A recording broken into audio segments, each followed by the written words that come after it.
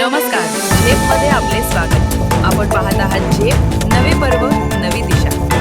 बातमी आहे मुख्यमंत्री देवेंद्र फडणवीस आणि केंद्रीय मंत्री नितीन गडकरी यांच्या हस्ते आज पुणे शिरूर उन्नत द्रुतगती महामार्ग, तळेगाव चाकण शिक्रापूर उन्नत महामार्ग, हडपसर यवत उन्नत महामार्ग या पुण्यातील 3 उन्नत महामार्गांचे भूमिपूजन संपन्न झाले. मुख्यमंत्री फडणवीस म्हणाले, या 3 महामार्गांचे भूमिपूजन हे पुण्याच्या वाहतुकीची समस्या सोडवण्याच्या दिशेने महत्त्वपूर्ण पाऊल आहे.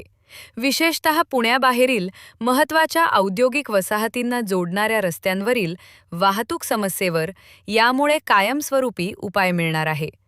या 3 रस्ते प्रकल्पांमध्ये प्रथमच बिल्ड ऑपरेट ट्रान्सफर BOT नवीन पद्धतीचा अवलंब करण्यात आला आहे.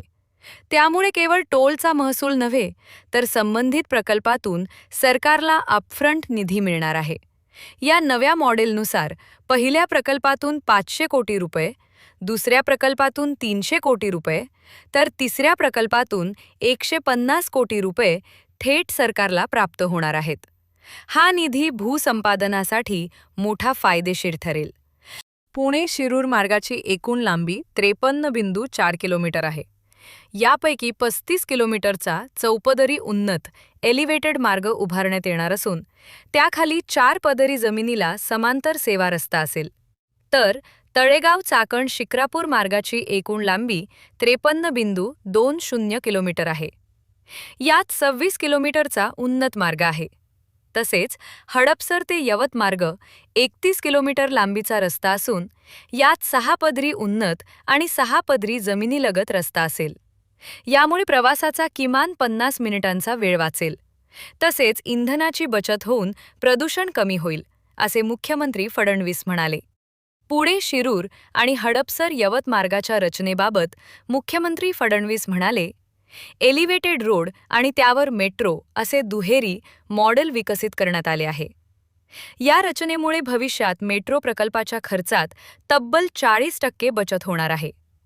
या 3ही प्रकल्पांसाठी 4 वर्षांचा कालावधी निश्चित करण्यात आला असला तरी BOT पद्धतीमुळे काम अधिक वेगाने पूर्ण करण्याचे निर्देश देण्यात आले असल्याचेही मुख्यमंत्री फडणवीस म्हणाले.